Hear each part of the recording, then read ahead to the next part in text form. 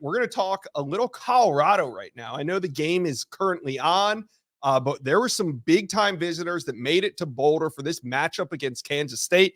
And one of the themes that we've been talking throughout the week is it seems to me we're adding new recruits to Colorado's board. It seems to me like Coach Prime and the Buffs are starting to wake up on the recruiting trail. Not to say that they were sleeping during the summer, but I mean, hey, there just wasn't much action going on. But this week we had reports on Keelan Russell. We had reports on Juju Lewis. We know London Merritt's at this game, Nathaniel Owusu-Boateng, Christian Hudson. There's some major flip targets on campus. What do you think of Colorado recruiting heading into this Kansas State game right now? Well, look, if they can get a win against Kansas State tonight, it's going to really be rolling with some of the guys. Because Nathaniel Owusu-Boateng, not a guy we were talking about with Colorado. Not at all. London Merritt, not a guy we were talking about not with at Colorado. All. Their coaches go on the road last week. They send 2 coaches to IMG. They each bring an official visitor back with them. How about that? And so Cincinnati, big game in a couple weeks. They're going to have some high-profile official visitors on campus for that ball game as well. And these guys are at positions of major need. I mean, you talk edge rusher, you talk linebacker, you talk defensive line. These are positions of need. Do you feel Colorado recruiting waking up right now like I do? Well, I think that as they continue to play well, they're 4-1 right now. You beat a ranked Kansas State team at night at your place in front of that crowd. Look, you get to 5-1, and all of a sudden you can start thinking about, hey, maybe we make a run at this college football playoff. And they've been thinking that the whole time at Colorado. Deion Sanders and his staff talked about that in the preseason. But then you start looking at the Cincinnati game where you're expecting Julian Lewis to be on campus, 5-star quarterback. Carday Smith, you're expecting him for the second time this fall, USC commit on 300 offensive tackle that Colorado has some momentum with. You're getting some of your commits back like Alex Graham, Chauncey Gooden. So, look, and Alex Graham's been looking around. So that's important to get him back on campus at this time. No question. So, look, I mean, right now, Christian Hudson, Nathaniel Owusu-Boateng, London Merritt, those are the key targets for Colorado this weekend. I think as they get more wins, they'll start casting a bigger net on the high school ranks, looking for guys that are immediate impact body types and players. That's the Colorado. If they're recruiting you out of high school, they're expecting you to play right away. Yeah. It's not you're going to sit for 2 years and be developed and then get on the field your junior year. They're expecting instant. So they're looking for those traits. So if you're a developmental guy, they're not even recruiting you. Right. But if you're, except for Cormani McLean, he was a developmental guy.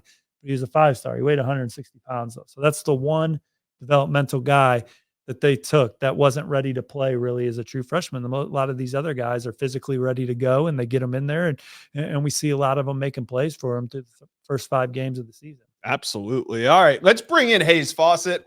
Hayes, I want to talk to you a little bit about Colorado recruiting and, what I said, and Steve, I don't know if Steve went along with me or not, but I said I felt like Colorado recruiting was waking up a little bit.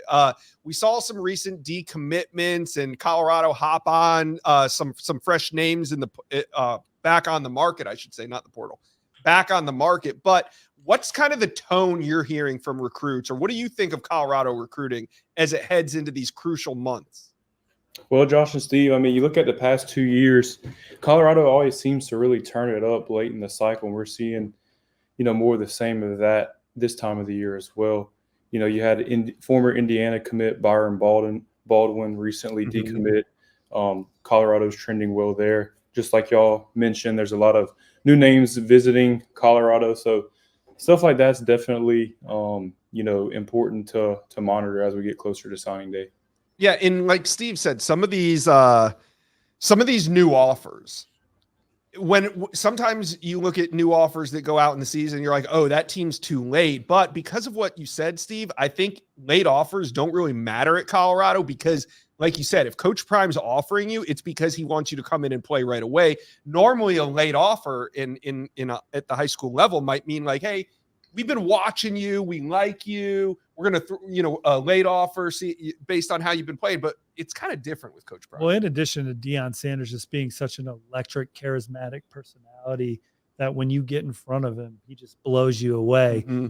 The NFL resumes of that coaching staff, what they've done as players, what they've done as assistant coaches at various NFL franchises, it immediately gives them credibility when they're talking to recruits. And it's like, hey, you want to get prepared to play at the highest level better than anybody. That's kind of Colorado's pitch, Deion Sanders and company's pitch to recruits, and it resonates with a lot of them. And again, obviously the portal is their foundation and where they put a lot of time and emphasis. But when they go the high school route, the guys they offer, they bat pretty high when they get a guy to campus, when they get a young man to campus. Now they throw out some wide cast net offers too, like everybody. But when they get a young man to campus, they got a pretty high hit rate. Byron Baldwin, like Hayes mentioned, he's a guy that I have RPM to Colorado right now, and there's some other schools trying to come in late, but I think that Colorado is in a good spot for Byron Baldwin right now.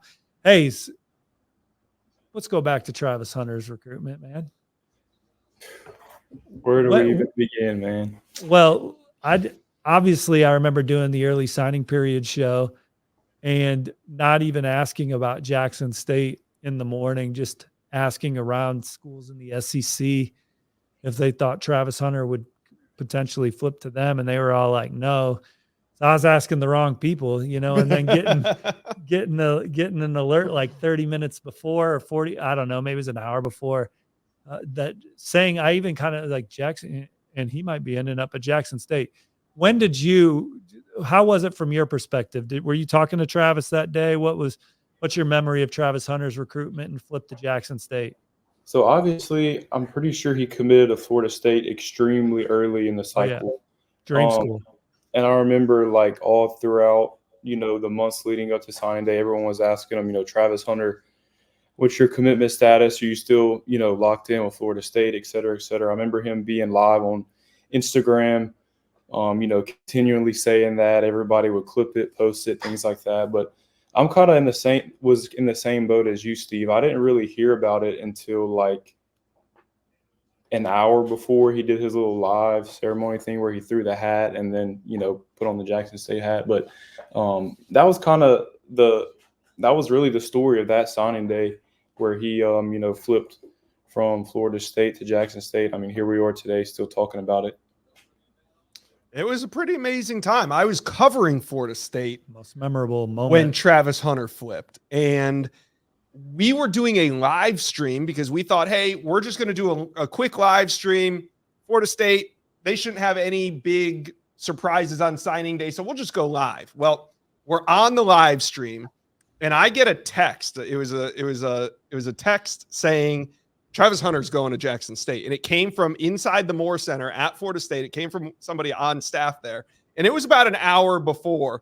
And right now, if you go on Twitter and you go to GIFs and you type in Josh Newberg, there's a GIF of me sipping out of a coffee mug. I screenshot the text that said Travis Hunter's going to Jackson State, and I sent it to my coworkers, Chris Nee and Brendan Sinone. And as they're reading it, that's me like sipping the mug, waiting for their reaction. And so I was on live stream when it all went down, when I found out that Travis Hunter was flipping. And, I think what caught everybody off guard, and Steve, is if you go back to 2021, most people thought he was going to flip to Georgia. Like Jackson State really wasn't on the radar in terms of like teams that insiders were checking for. No, I mean, that was one of the schools I checked with in the morning. So it was like, is Travis Hunter on Flip Watch? Well, they don't feel good about it in Athens. So I don't think he is on Flip Watch. And then again, like Florida State reaching out, people at Florida State reaching out, asking me, because Florida State got completely blindsided. No, I think they knew that something wasn't right, though. They knew something was afoot. Yes. But they had no idea. They didn't know what they knew, but they knew that something wasn't right. Like, and so then you start to piece it together, and then But there was look, that's right. Is, So yeah, a coach in the SEC texted me and said that Travis Hunter was going to Jackson State.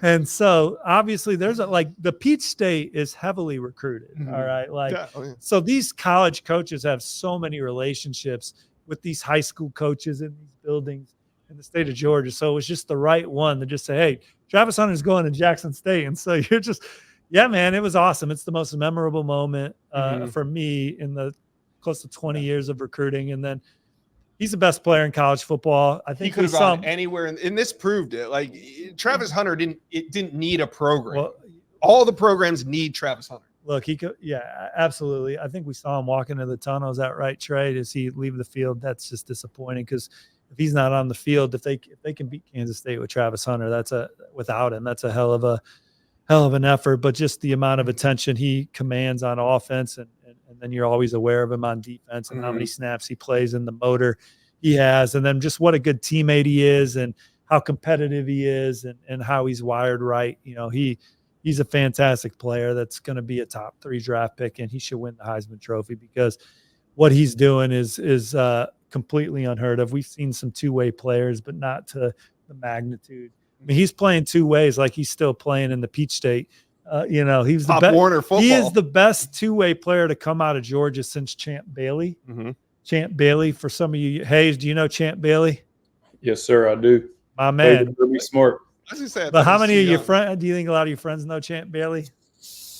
The ones that know ball would know for sure. Okay. Even ones that know ball might not. I mean, Champ Bailey is, you know, he was a fantastic high school player, great college player, and obviously a hell of a pro. But Travis Hunter's doing things bigger and better than him in high school and now college, and that's a hell of a bar to eclipse. All right, Colorado fans, you got to be feeling good about what you've been hearing on the recruiting trail. We've been talking a lot. Steve's been talking a lot of Colorado, new names on the recruiting board. So talk to us, comment section below. How are you guys feeling about recruiting as these months tick away?